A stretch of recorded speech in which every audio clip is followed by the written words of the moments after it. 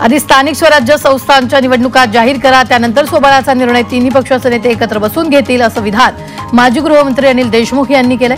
आगामी स्थानिक स्वराज्य संस्थांच्या निवडणुकीसाठी महाविकास आघाडीत सोबळाची चर्चा सुरू आहे, यावर ते बोलत होते। पंकजा मुंडेंनी मंत्रिपदाचा कार्यभार स्वीकारलाय। मंत्रालयात जाऊन पंकजा मुंडेंनी मंत्रिपदाची सूत्र स्वीकारली आहेत। महायुतीच्या नव्या सरकारमध्ये पंकजा मुंडे यांच्यावर पर्यावरण विभागाच्या मंत्रिपदाची जबाबदारी सोपवण्यात आली आहे। राज्यमंत्री आशिष जयस्वालांनी नागपुरातील रामटेकमध्ये सूर्यलक्ष्मी कॉटन मिलची पाहणी केली आहे। नियमानुसार पगार, सुट्टी, पीएफ, विमा योजनेचा लाभ मिळत नसल्याचं यावेळी उघडकीस आले, त्यामुळे कामगारांना न्याय देण्यासाठी चौकशी करून कारवाईचे निर्देश जयस्वालांनी दिले। संतोष देशमुख हत्या प्रकरणी भाजप आमदार सुरेश धस यांनी पोलीस अधीक्षक नवनीत कौर यांची भेट घेतली, तर उद्या होणाऱ्या मोर्चाच्या पार्श्वभूमीवर दोघांमध्ये चर्चा झाली। सरपंच संतोष देशमुख यांच्या हत्येच्या निषेधार्थ उद्या बीडमध्ये मोर्चा निघणार आहे। या पार्श्वभूमीवर उद्या बीडमध्ये तगडा पोलीस बंदोबस्त असणार आहे। मोर्चामध्ये अनुचित प्रकार घडू नये यासाठी पोलिसांची करडी नजर असणार आहे। बीडच्या मस्ताजोगचे सरपंच संतोष देशमुख हत्या प्रकरणी तपासाला वेग आलाय। सीआयडीचे वरिष्ठ पोलीस अधिकारी बीडमध्ये 2 दिवसांपासून तळ ठोकून आहेत। प्रत्यक्ष घटनास्थळावर जाऊन पाहणी सुद्धा करणार असल्याची माहिती आहे।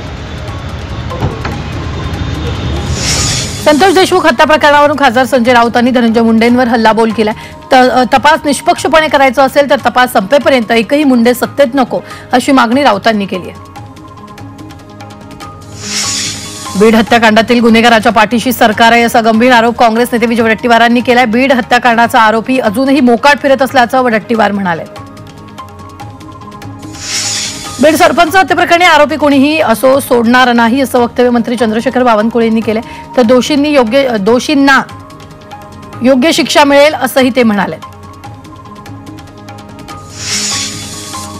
बीड आणि परभणी प्रकरणी आरोपींना राज्य सरकार पाठीशी घालणार नाही, आरोपींना योग्य ती शिक्षा दिली जाईल, असं वक्तव्य मंत्री प्रताप सरनाईक यांनी केले। बीडमधील सरपंच संतोष देशमुख यांच्या हत्या प्रकरणी साताऱ्यात रास्ता रोको करण्यात आलाय। सातारा जिल्हाधिकारी कार्यालयासमोर सरपंच परिषदेच्या वतीनं रास्ता रोको करत आंदोलन करण्यात आले। देशमुख हत्या प्रकरणातील आरोपींना लवकरात लवकर अटक करण्याची मागणी यावेळी करण्यात आली आहे। सिंधुदुर्गमध्ये पावसाच्या हलक्या सरी बरसल्या, तर कोकणात वातावरणात मोठा बदल होऊन ढगाळ वातावरण निर्माण झाले। बदलत्या वातावरणामुळे आंबा तसंच काजू उत्पादक शेतकरी अडचणीत सापडले। नंदुरबारमधील काकळदा परिसरात मुसळधार पावसानं हजेरी लावली आहे। हवामान खात्यानं पावसाचा येलो अलर्ट दिलाय, तरी अवकाळी पावसामुळे शेती पिकांचं मोठ्या प्रमाणात नुकसान होण्याची शक्यता आहे। चंद्रपूरच्या बल्लारपूर वन विभागानं जनजागृती कार्यक्रमाचं आयोजन केलं होतं। सारस पक्षी नामशेष होत असल्यामुळे त्याच्या अधिवास रक्षणासाठी जनजागृती करण्यात आली। सोलापुरात कृत्रिम बुद्धिमत्ता या तंत्रज्ञानामुळे चित्रकाराच्या रोजगारावर परिणाम होतोय, त्यामुळे युवा चित्रकारांनी खंत व्यक्त केली आहे। एआयमुळे चित्रकारितेवर घाव घातला जाईल, असं स्पष्ट दिसून येत असल्याचं चित्रकारांनी म्हटलंय। बुलढाण्यातील देवपूर गावात ग्रामस्थांना पाणी टंचाई होते। नळयुक्त पाणी पुरवठा योजना सुरू करण्याचं आश्वासन दिलं असूनही अद्याप ही योजना सुरू झाली नाहीये, त्यामुळे तीव्र नाराजी व्यक्त करत ग्रामस्थांसह सरपंचानं पाण्याच्या टाकीवर बसून उपोषण केलंय। नाशिकच्या देवळामध्ये सकल आंबेडकरी समाजाच्या वतीनं निषेध मोर्चा करण्यात आलाय। परभणी हत्याकांड प्रकरणी आणि अमित शहा यांच्या विरोधात हा मोर्चा काढण्यात आला। तसंच अमित शहांनी राजीनामा द्यावा, अशी मागणी यावेळी करण्यात आली। शिर्डीत परभणीतील घटनेविरोधात आणि अमित शहा यांच्या वक्तव्याचा निषेध करण्यासाठी आंबेडकरी अनुयायांनी मोर्चा काढलाय। काळे कपडे परिधान करून मोठ्या संख्येनं आंबेडकरी अनुयायी मोर्चात सहभागी झाले। यावेळी अमित शहांच्या विरोधात जोरदार घोषणाबाजीही करण्यात आली आहे।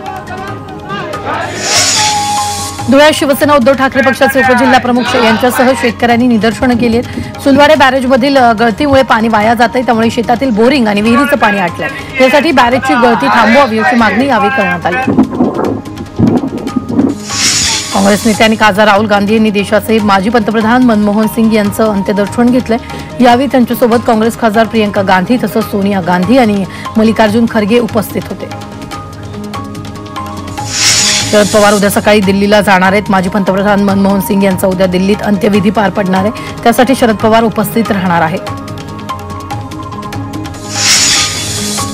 ज्येष्ठ अभिनेते अनुपम खेर यांनी माजी पंतप्रधान मनमोहन सिंग यांना श्रद्धांजली वाहिली आहे। मनमोहन सिंग यांच्या जीवनावर आधारित चित्रपटात अनुपम खेर यांनी त्यांची भूमिका साकारली होती। या चित्रपटातील आठवणींना त्यांनी उजाळा दिला। डॉक्टर मनमोहन सिंग यांच्या निधनानं देशाने एक उत्तम अर्थतज्ञ तसंच उत्तम पंतप्रधान गमावला अशी भावना खासदार अशोक चव्हाण यांनी व्यक्त केली। नांदेडच्या विकासासाठी त्यांचं मोलाचं योगदान आहे असं चव्हाण म्हणाले। माजी पंतप्रधान मनमोहन सिंग यांनी वेगळ्या प्रकारची क्रांती घडवली होती अशी प्रतिक्रिया मंत्री प्रताप सरनाईक यांनी दिली। उच्च शिक्षण घेऊन त्यांनी अर्थतज्ञ म्हणून आपलं नाव कमावलंय अशा भावना व्यक्त करत त्यांनी श्रद्धांजली वाहिली आहे। माजी पंतप्रधान डॉक्टर मनमोहन सिंग यांच्या निधनानंतर देशात 7 दिवसांचा शासकीय दुखवटा जाहीर करण्यात आलाय। या काळात देशातील सर्व सरकारी कार्यक्रम रद्द करण्यात आले तसंच राष्ट्रध्वज अर्ध्यावर फडकवला जाणार आहे। भाजप आमदार रवींद्र चव्हाण यांनी करवीर निवासिनी अंबाबाई देवीचं दर्शन घेतलेले। सहकुटुंब त्यांनी अंबाबाई देवीचं दर्शन घेतलंय। पंढरपुरातील श्री विठ्ठल रुक्मिणी मातेच्या जानेवारी ते मार्च दरम्यानच्या सर्व पंजाबचे बुकिंग फुल झालेले आहेत तर पूजांचे बुकिंग फुल झाले। ऑनलाईन पद्धतीने नोंदणी करत पहिल्याच दिवशी भाविकांनी नवीन वर्षातील पहिल्या 2 मे महिन्यातील नित्यपूजा, तुळशी पूजा, पाद्यपूजा बुक केल्या। या सर्व पूजांमधील समितीला 1,80,00,000 रुपयांचं उत्पन्न मिळणार आहे।